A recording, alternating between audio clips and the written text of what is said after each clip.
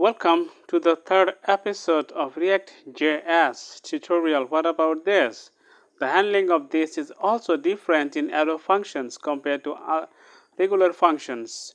In short, with arrow functions, there is no binding of this. In regular functions, this keyword represents the object that called the function, which could be the window, the document, a button, or whatever. With arrow functions, this keyword always represents the object that defined the arrow function. Let us take a look at two examples to understand the difference.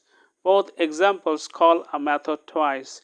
First when the page loads and once again when the user clicks a button. The first example uses a regular function and the second example uses an arrow function. The result shows that the first example returns two different objects, window and button, and the second example returns two header object twice. Returns the header object twice. Okay. So example, with a regular function, this represents the object that called the function. Class header constructor, this color dot equals to red.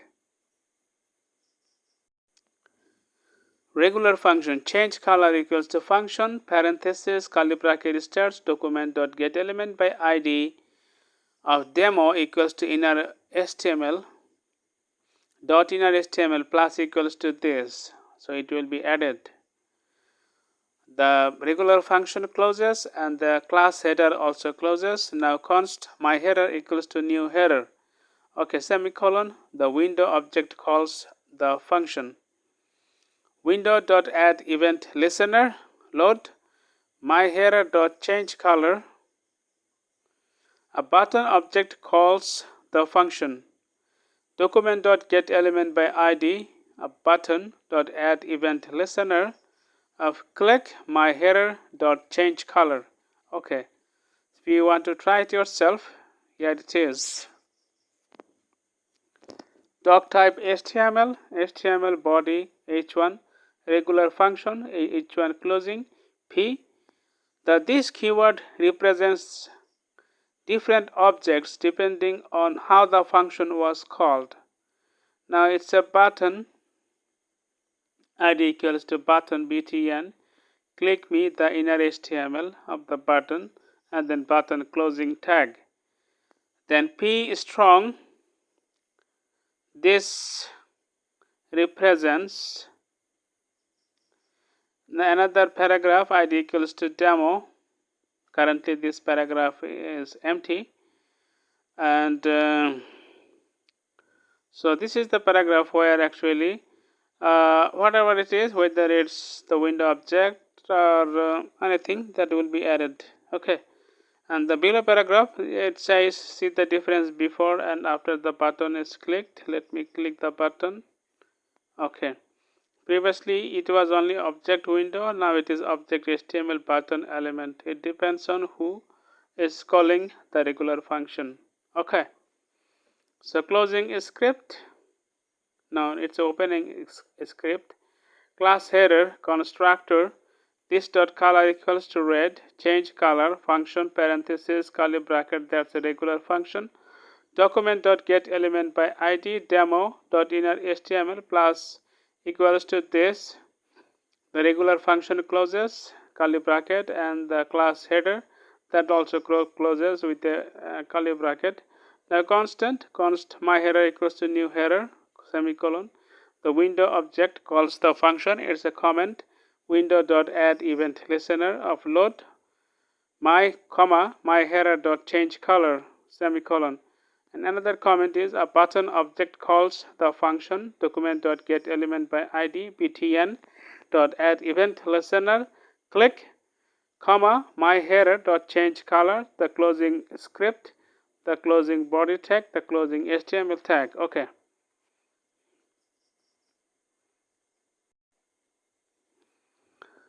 Now example, with an arrow function, this represents the header object no matter who called the function. Okay, class header constructor, this dot color equals to red, arrow function, change color equals to empty parenthesis, then arrow, curly bracket starts, document dot get element by id demo dot inner html equals to plus equals to this.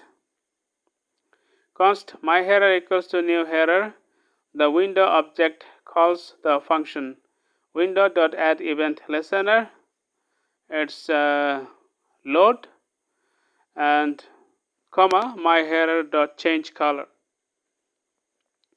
Then a button object calls the function document dot get element by id of button btn dot add event listener of click comma my header dot change color. You want to try it for yourself? Here you go.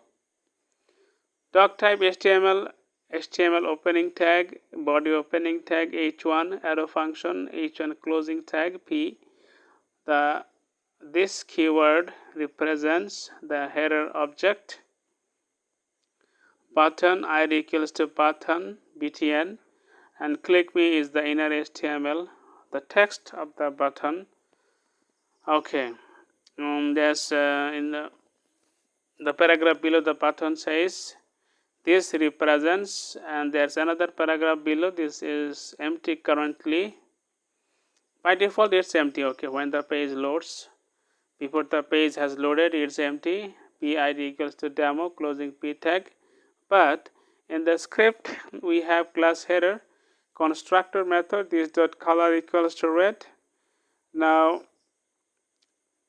constructor method closes, then change color method or change color function, which is an arrow function, starts. Change color equals to empty parenthesis arrow function curly brackets document dot get element by id demo dot inner HTML plus equals to this. The change color arrow function closes and the class header also closes. Const my header equals to new header semicolon comment.